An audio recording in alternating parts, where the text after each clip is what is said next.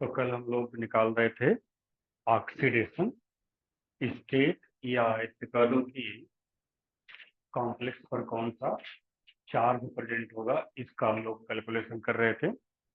तो क्या उम्मीद करूं वो टॉपिक आपको समझ में आ गया है? कोई भी अननोन एग्जांपल होगा सॉल्व हो जाएगा। चलिए, अगर आपने ऑक्सीडेशन स्टेट या चार्ज निकालना सीख लिया है तो आइए अब हम लोग यहाँ पर नेक्स्ट कंडीशन अप्लाई करते हैं, और वह है टॉपिक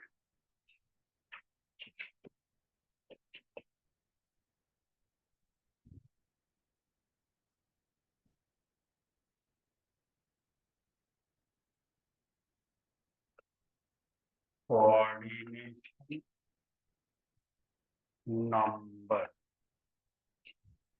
कोऑर्डिनेशन नंबर ये यहाँ से आपको एक क्वेश्चन कंपल्सरी में भी मिल सकता है, और जनरली ये क्वेश्चंस मिलते हैं। कोऑर्डिनेशन नंबर अक्सर बोला जाएगा कि what is the meaning of coordination number. तो आए देखें कोऑर्डिनेशन नंबर। तो अगर इसको हम लोग पहले डिफाइन करें कि कोऑर्डिनेशन नंबर है क्या, और उसके बाद एग्जांपल में लिया जाए, तो number of coordinate bond, number of coordinate bond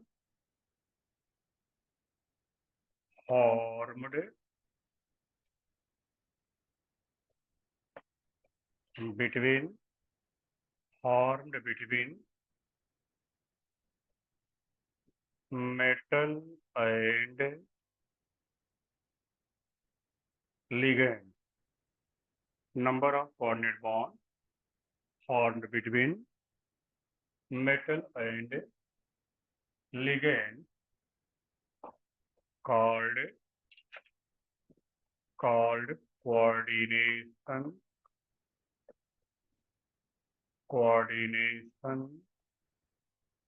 number।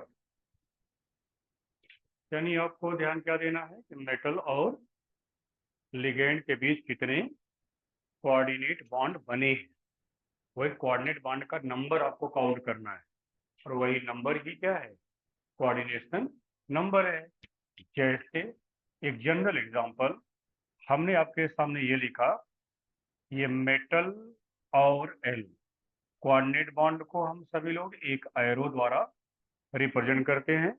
और एरो का कंडीशन देखें, एरो द्वारा जब रिप्रेजेंट करोगे आप तो एरो का जो हेड होगा वह मेटल की तरफ होगा, और एरो का जो टेल होगा वो लिगेंड की तरफ। इसका मीनिंग क्या हुआ? अगर कोई पूछेगा इसका मतलब समझाओ मुझे, आप ये कहोगे कि लिगेंड एक पेयर ऑफ इलेक्ट्रॉन क्या कर रहा है, डोनेट कर रहा है। किसको कर रहा है? मेटल को कर रहा है। इसलिए यहाँ पर लिगेंड हो गया लेविस बेस, और मेटल हो गया आपका लेविस एसिड के रूप में। तो अगर मैं यहाँ पर ये कोऑर्डिनेट बॉन्ड बना दूं, और यहाँ पर ये कोऑर्डिनेट बॉन्ड बना दूं, और यहाँ पर ये कोऑर्डिनेट बॉन्ड बना दूं, बताओ यहाँ कोऑर्डिनेशन नंबर कितना हुआ? 4 हो गया। क्योंकि मैंने क्या बोला, कुछ आपको एक्स्ट्रा एफर्ट नहीं करना है, केवल नंबर ऑफ कोऑर्डिनेट बॉन्ड को आपको नंबर ऑफ कोऑर्डिनेट बॉन्ड को केवल काउंट कर लेना है, और वही उसका कहलाएगा कोऑर्डिनेशन नंबर। लेकिन आपको यह भी ध्यान देना है कि कोऑर्डिनेशन नंबर लिगेंड का नहीं होता, कोऑर्डिनेशन नंबर हमेशा मेटल का होता है। कोऑर्डिनेशन नंबर हमेशा मेटल का होता है, न कि लिगेंड का। तो यहाँ पर coordination number of metal is equal to 4। तो coordination coordination number of metal is equal to 4। ये तो मैंने जनरल डेफिनेशन के अकॉर्डिंग एक एग्जांपल रख दिया कि आपने मेटल और लिगेंड के बीच क्या काउंट करना है, नंबर ऑफ कोऑर्डिनेट बॉन्ड को काउंट करना है, और ये हो जाएगा आपका coordination number of the metal. अब ये बता सकते हो कि लिगैंड से मेटल ने कितने इलेक्ट्रॉन को गेन किया यहाँ पर?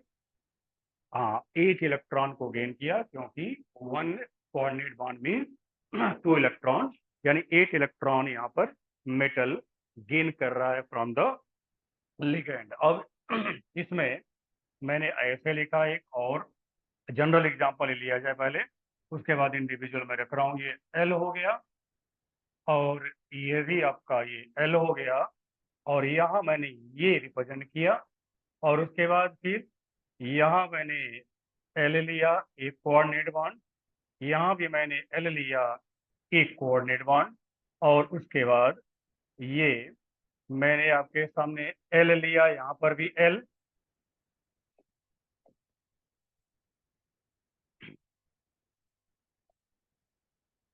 एल, और यहाँ पर भी मैंने ये एल रखा, और ये। अब यहाँ आप बताएं कोऑर्डिनेट बॉन्ड कितना हुआ? कोऑर्डिनेट बॉन्ड टोटल हो गया 6, यानी कोऑर्डिनेशन नंबर। अब किसका हुआ कोऑर्डिनेशन नंबर? मेटल का।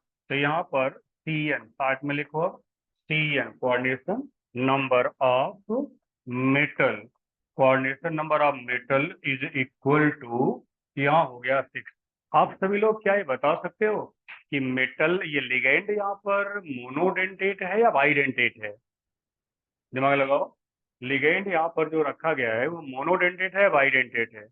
तो यहाँ देखिए, ये लिगैंड का जो डोनर ग्रुप है ना, ये दोनों आपस में क्या है? लिंक्ड हैं। ठीक है, आपस में लिंक्ड है, इसलिए ये लिगैंड कैसा हुआ?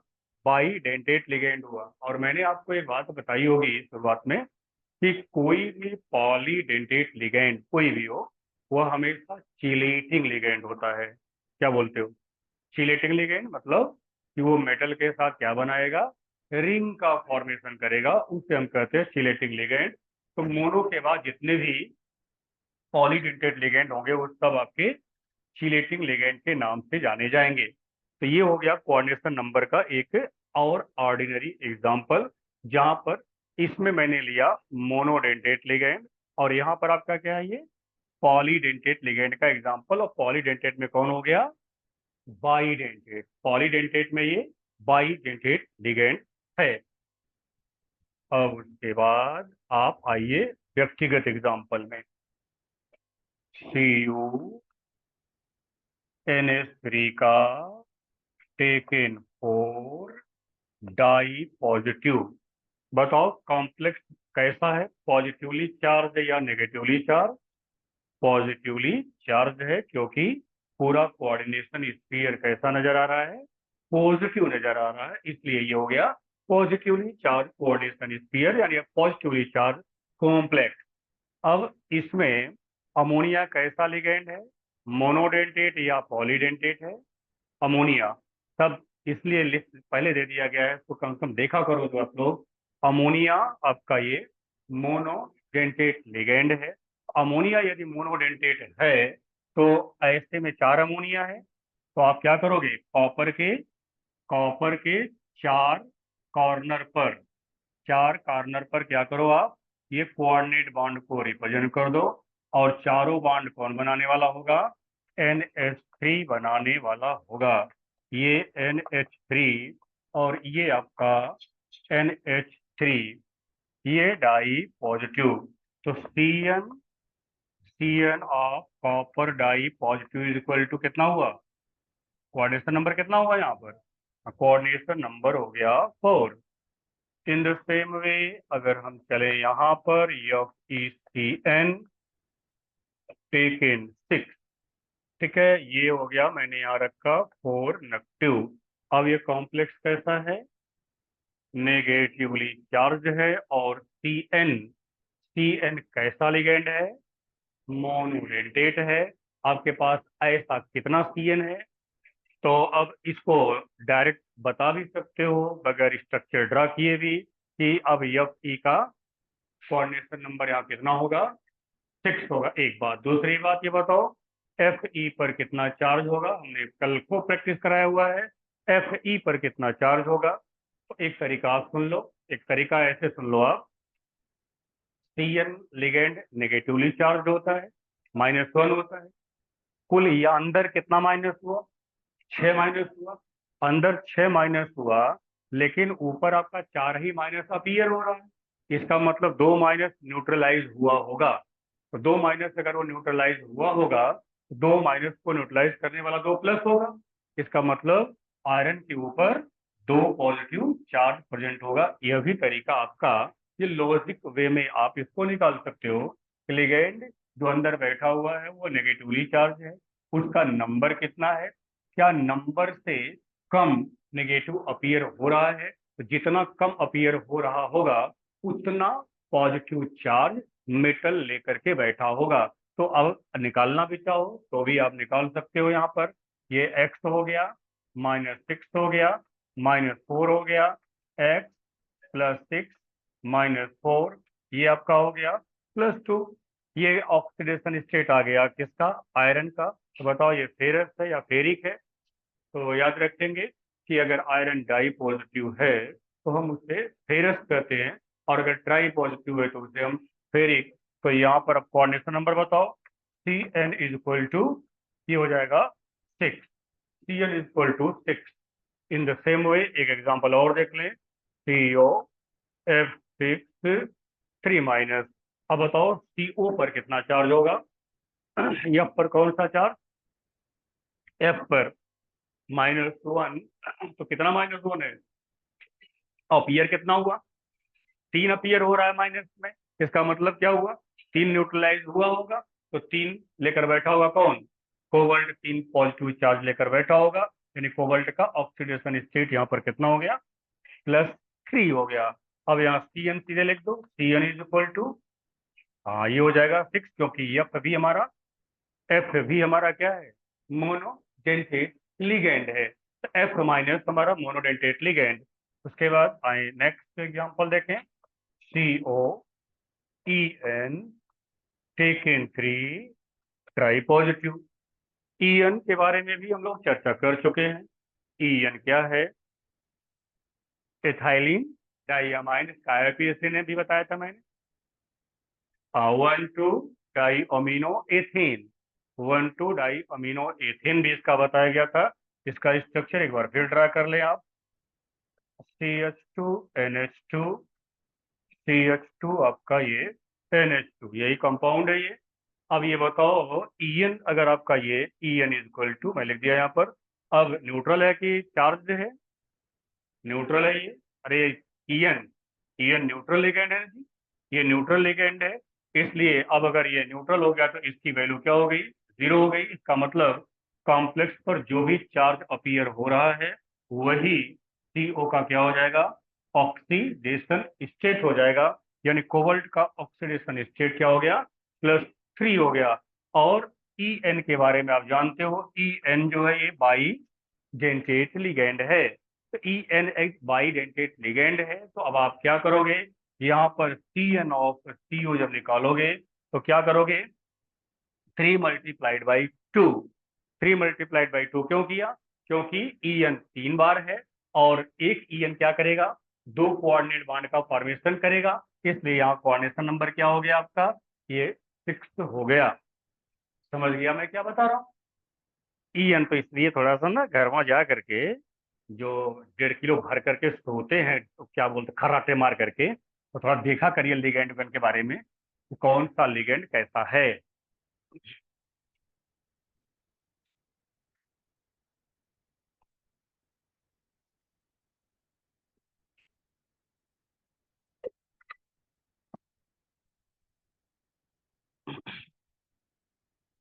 चलो अगला बताओ।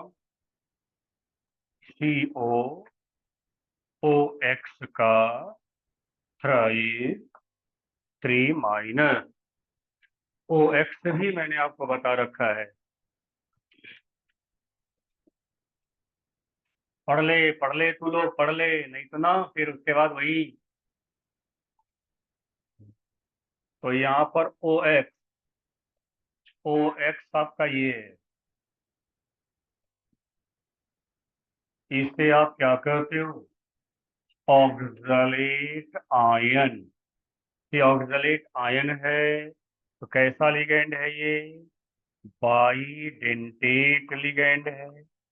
चार्ज इसका आपको पता ही है, तो अब यहाँ पर 6 निगेटिव चार्ज हुआ ना, तो 6 नेगेटिव चार्ज में अपीयर कितना हो रहा है, मात्र 3 अपीयर हो रहा है। इसका मतलब 3 जो है वो कोबाल्ट ने न्यूट्रलाइज किया हुआ है, तो कोबाल्ट का OH +3। अब यहाँ CN क्या हो जाएगा, ये बाइडेंटेट है, 3 बार है, ये भी हो गया आपका is equal to 6। Coordination number यहाँ पर 6। अगला निकाल लो भाई, CA EDTA टू नपच्यून। ये है EDTA। EDTA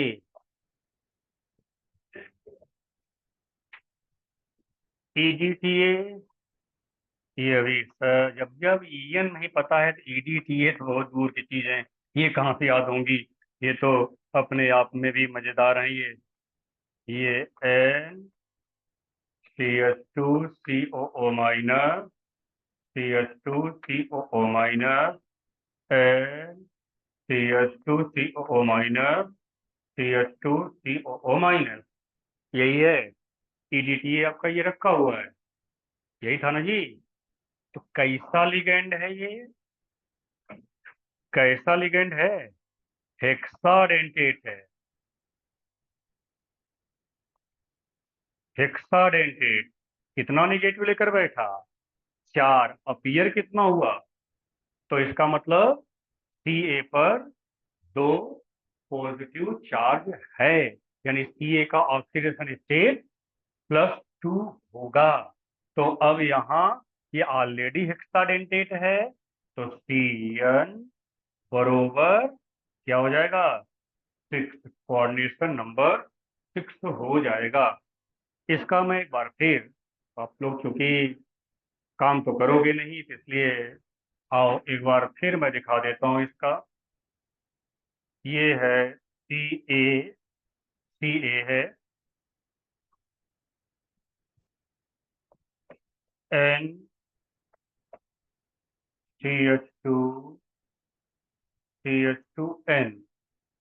ये है आपका इथाइलिन डाई अमाइन वाला पार्ट, और उसके बाद CH2C double bond O minus, और वही कहानी CH2 double bond O minus, यहाँ से बॉन्डिंग हो गई, ये 4 बॉन्डिंग हो गई। अब बचा आपके पास 2, ये मैं इससे पहले के लेक्चर में बता रखा हूँ।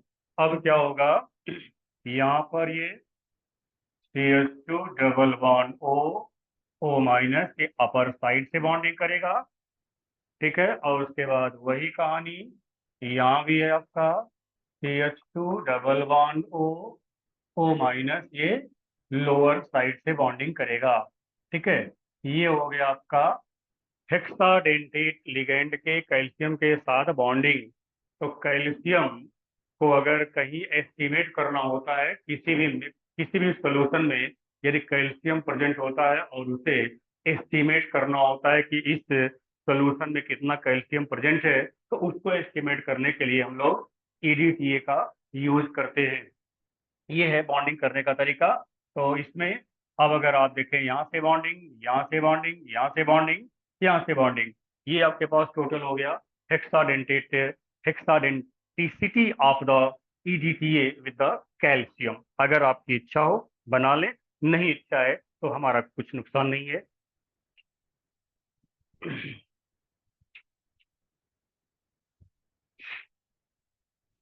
4 बॉन्ड कॉपी के प्लेन पर रहेंगे, और ये बॉन्ड जो होगा ये, चलो मैं यहाँ लिख देता हूँ। हो सकता है दुर्भाग्य से मेरी मेरी सौभाग्य की बात आ जाए कि जिस दिन आपकी कॉपी खुल जाएगी घर पर, तो हो सकता है सोचेंगे this bond is from above side of the plane. और ये वाला बॉन्ड कहाँ होगा, ये bond, this bond is from below side of the plane.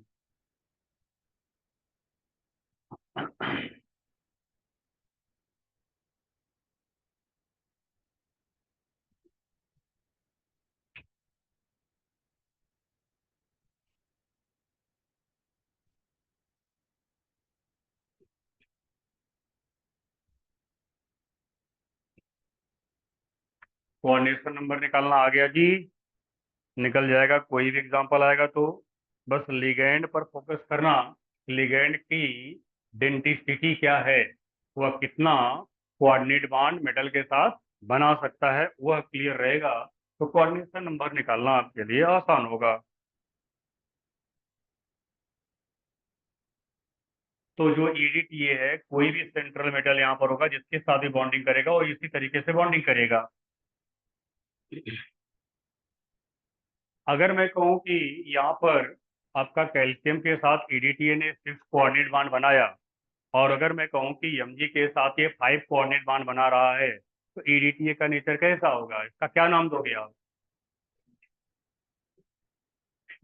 फ्लेक्सीडेंटेट। Ambidentate नहीं होगा, वो फ्लेक्सीडेंटेट होगा।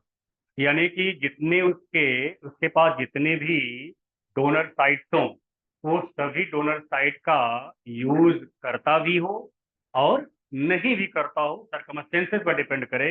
ऐसे लिगेंड को फ्लेक्सीडेंटेट, पूरा डिटेल मैंने बता रखा है भाई, फ्लेक्सीडेंटेट। लेकिन अगर कोई लिगेंड हो मोनोडेंटेट, लिगेंड मोनोडेंटेट हो और वह बॉन्डिंग आइटम का नेचर बदल दे, बॉन्डिंग आइटम का नेचर वहां बदल जाए, अर्थात जहां लिंकेज का नेचर डिफरेंट हो जाए, डिफरेंट आइटम के थ्रू हो जाए, तो वो कहलाएगा एम्बिएंट या एम्बिडेंटेट लिगैंड। वो एम्बिडेंटेट, उसमें आपका NO2 माइनस है। STN के बारे में बताया था मैंने, STN आपका बॉन्डिंग करता है S के थ्रू और NCS बॉन्डिंग करता है N के थ्रू। ऐसे लिगैंड आपके कहलाते हैं वो एम्बिडेंटेट लिगैंड। आगे बढ़े। चल भाई, अब लिया जाए हम लोग एक महत्वपूर्ण टॉपिक, और वह है effective atomic number. Effective atomic number, इनके पापा का नाम है सिडविक। आगे सब बना सकते हो आप। तो क्या अगर मान लो मैंने बोला इनके पापा का नाम सिडविक है और आपको सेंटेंस में लिखना हो तो क्या बोलोगे, क्या लिखोगे? इसको सेंटेंस में कन्वर्ट करो तो आप कह सकते हो इस तरह से कि EAN was introduced by Sidgwick, introduced by Sidgwick।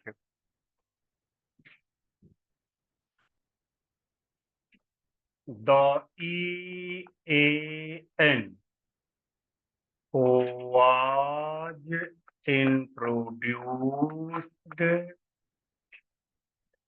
by Sidgwick।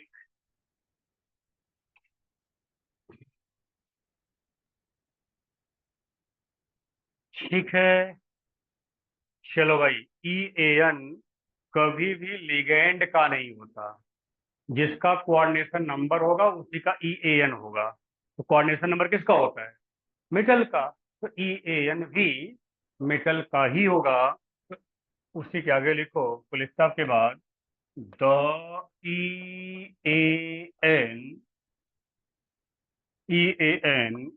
is always of central metal, central metal, central metal, बोल बोल बोल बोल, atom slash ion, central metal atom ion. जैसा सिचुएशन हो, वो सेंट्रल मेटल आइटम भी हो सकता है और वो आयनिक फॉर्म में भी हो सकता है। ठीक है। अब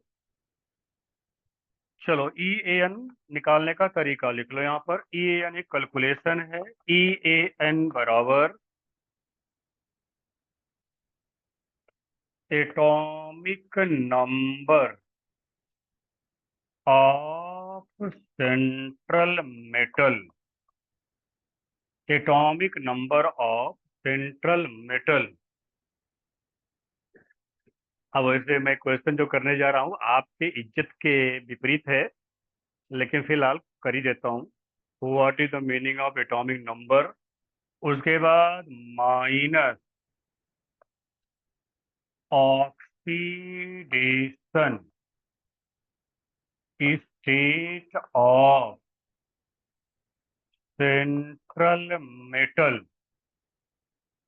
यानी कि सेंट्रल मेटल का आप क्या लोगे, एटॉमिक नंबर लोगे, उसके बाद उसका ऑक्सीडेशन स्टेट उसमें से माइनस करोगे, फिर प्लस करोगे number of electron given by ligand, यानी लिगैंड के द्वारा नंबर ऑफ लिखा मैंने इलेक्ट्रॉन, मैंने पेयर नहीं लिखा है, ध्यान देना इसमें। नंबर ऑफ इलेक्ट्रॉन लिखा गया है, यानी कि आप इलेक्ट्रॉन काउंटिंग करोगे, पेयर काउंटिंग नहीं करनी है आपको, टोटल इलेक्ट्रॉन काउंटिंग करोगे, इलेक्ट्रॉन ने कितने, लिगैंड ने कितने इलेक्ट्रॉन दिया है।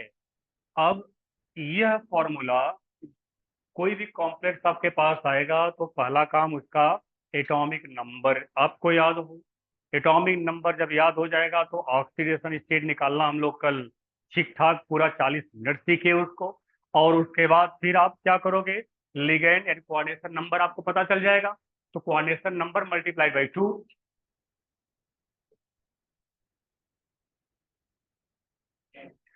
कैसे, हाँ यहाँ पर वन कोऑर्डिनेशन नंबर मतलब 2 इलेक्ट्रॉन, तो नंबर ऑफ कोऑर्डिनेशन जो आपका होगा मल्टीप्लाइड बाई 2, ये हो जाएगा नंबर ऑफ इलेक्ट्रॉन। बात समझा, तो नंबर ऑफ इलेक्ट्रॉन। तो अब ये जो फॉर्मूला आपके पास है, अब इसमें आप एक बहुत ही सस्ता एग्जांपल पर आओ, हम लोग अप्लाई करते हैं, बहुत छोटा एग्जांपल। पहला example, NiCO taken 4, NiCO taken 4, CO है, CO, सी भी कैपिटल है और ओ भी कैपिटल है। तो अभी जब लिस्टिंग हम लोग कर रहे थे, सीओ आया था बीच में, सीओ को क्या कहते हो आप, वैसे तो जनरली बोलते हो कार्बन मोनोऑक्साइड, और अगर इसको हम केमिस्ट्री के आईयूपीएसी मैनर में ले आए तो क्या बोलते हैं, कार्बोनाइल बोलते हैं इसको। हाँ, कार्बोनाइल बोलते हैं, तो carbonyl.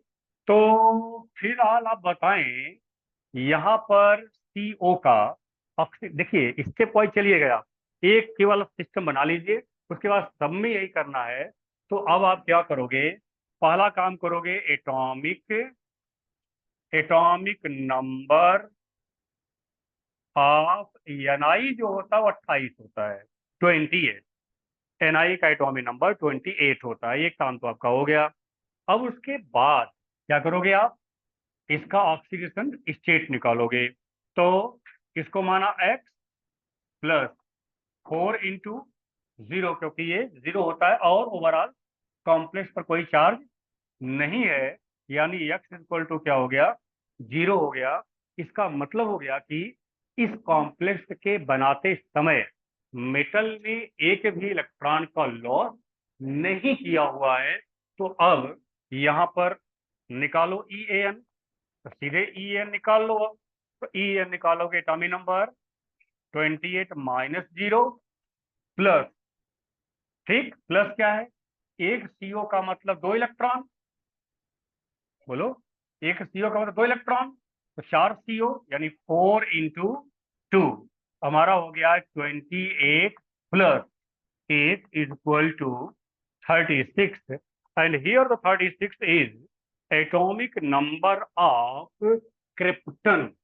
Krypton is the noble gas, और उसका ये एटॉमिक नंबर है, शायद 36 एटॉमिक नंबर होता है। नोबल गैस में कौन कौन सी है,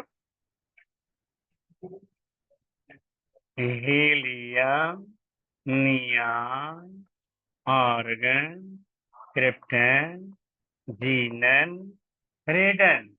ये है 2, 8 जोड़ो 10, 8 जोड़ो 18, 18 जोड़ो 36, 18 जोड़ो 54, 32 जोड़ो 86। ये एटॉमिक नंबर इनका हो गया। ये एटॉमिक नंबर याद करने का तरीका हो गया आपका, दो हो गया, पहले में 8 ऐड कर दो, दूसरे में 8 ऐड कर दो, तीसरे में 18 करो, चौथे में 18 करो, पांचवे में 32 कर दो। सबका एटॉमिक नंबर सामने रखा हुआ है। हाँ हाँ हाँ, ठीक, ओके। तो ये आपका EAN हो गया हमारा 36, और ये बराबर किसका हो गया? KR, क्रेप्टन। KR का एटॉमिक नंबर यहाँ मिल गया। तरीका क्लियर हुआ? पहले क्या किया? पहले एटॉमिक नंबर लिया। वैसे जनरली बड़े एग्जाम में एटॉमिक नंबर दिया रहता है, वहाँ आपको अपना टाइम वेस्ट नहीं कराता हुआ एटॉमिक नंबर वो मेंशन रहता है, एटॉमिक नंबर दे दिया जाएगा तो वहाँ से आप निकाल लेंगे। ठीक है, और कुछ जो जैसे भी ये सब एग्जाम जो आप देंगे यहाँ पर ये माना जाता है कि आपने रटा है, आपने वो एटॉमिक नंबर आपको याद है, और आपको दे देगा इसका EAN निकालिए। तो एटॉमिक नंबर के बेस पर EAN निकालना है। आइए चलते हैं उदाहरण नंबर 2 पर, और लेते हैं ZnH2O, और ये 6 बार लिया, और ये आपका 2+। ये है एटॉमिक नंबर जिनका होता है 3 zero.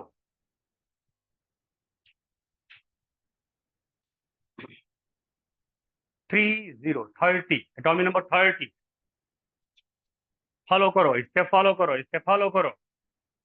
Atomic atomic number of Zn बराबर 30। ये बताओ, कोई भी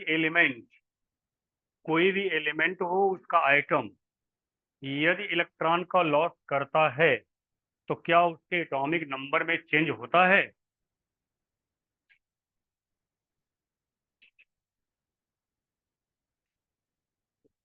कॉन्फिडेंस से बोलिए ना यार। नहीं चेंज होगा? क्यों? हम्म? मैंने क्वेश्चन क्या किया? मैंने क्वेश्चन किया कि अगर कोई आइटम इलेक्ट्रॉन लॉस करता है तो क्या उसका एटॉमिक नंबर चेंज होगा? हाँ, तो जवाब होगा, आपने जवाब तो सही दिया, नो। क्योंकि atomic number is the number of proton inside the nucleus. Proton का लॉस नहीं होता, इलेक्ट्रॉन का लॉस होता है। और हम ये कहते हैं कि number of proton is equal to number of electron, that's why atom is neutral. ठीक है, तो इलेक्ट्रॉन के लॉस से कभी एटॉमिक नंबर नहीं बदलेगा,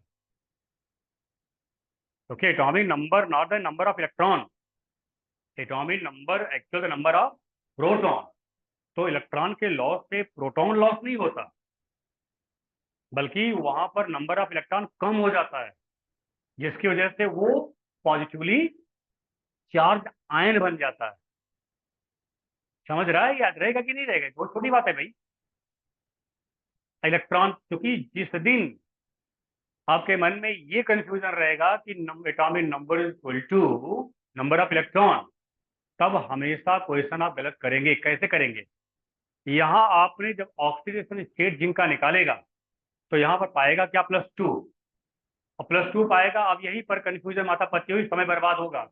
atomic number is equal to number of electron, 2 electron का लॉस हो गया, एटॉमिक नंबर 30, 30 में से 2 गया, 28। एटॉमिक नंबर पहले 28 कर दिया, एटॉमिक नंबर पहले 28, एटॉमिक नंबर का भी चेंज नहीं होगा, नंबर ऑफ इलेक्ट्रॉन। क्योंकि याद रखना, यहाँ पर हम सभी लोग इलेक्ट्रॉन काउंटिंग कर रहे हैं, एटॉमिक नंबर के बेस पर कर रहे हैं। तो atomic number is equal to number of proton, और number of proton is equal to number of electron. Number of electron और प्रोटॉन इक्वल होने की वजह से न्यूट्रल होता है कौन? आइटम। तो जब वो कोई चार्ज एक्वायर कर रहा है, या तो इलेक्ट्रॉन लेकर के या इलेक्ट्रॉन वो लूज करके, तो यहाँ पर अब जिंक का क्या होगा? Oxidation state. बोलो, ऑक्सीडेशन स्टेट कितना? +2 ना। OS और रेडियन इज इक्वल टू +2। कितने इलेक्ट्रॉन लिया? Electron taken taken from 6 + 2 is equal to कितना? 12। तो अब आप यहाँ E A N is equal to, बोलो, 30 - 2 + 12, ये हो गया 28 + 12 इज इक्वल टू 40।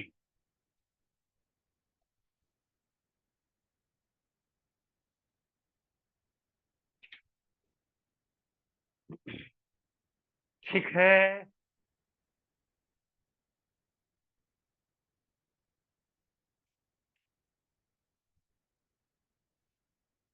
चलिए इसको निकालिए। अब फटाफट अब अपना काम करें। NiCl4 2 minus,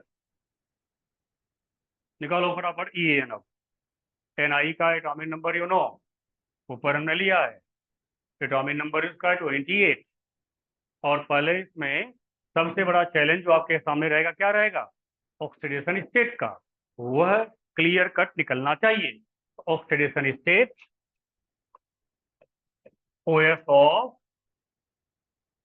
Ni, OS of Ni X + 4 - 1 - 2 -4 - 2 + 4 - 2 + 2, यानी कि यहाँ पर निकिल का ऑक्सीडेशन स्टेट आ गया +2 मतलब उसने 28 में से 2 इलेक्ट्रॉन का लॉस किया। 28 में से 2 इलेक्ट्रॉन का लॉस किया, गेन कितना किया? 4Cl - is equal to 8 electron. तो हमारे पास हो गया EAN बरोबर 28 - 2 + 8 is equal to 26 + 8 is equal to 34।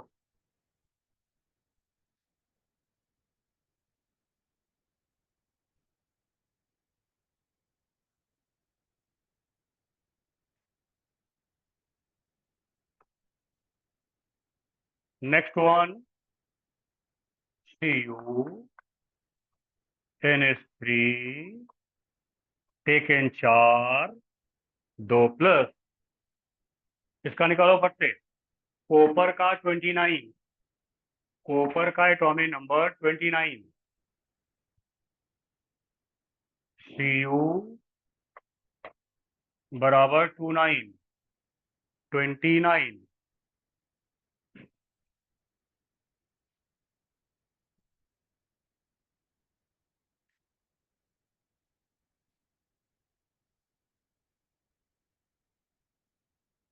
घना भन निकालो, घना भन निकालो एकदम। हाँ बस, जो लोग बैठे हैं मुझे अच्छा नहीं लग रहा है, अब बैठना जो है पाप है, महापाप है। तो ये महापाप में ये पहला एग्जाम्पल।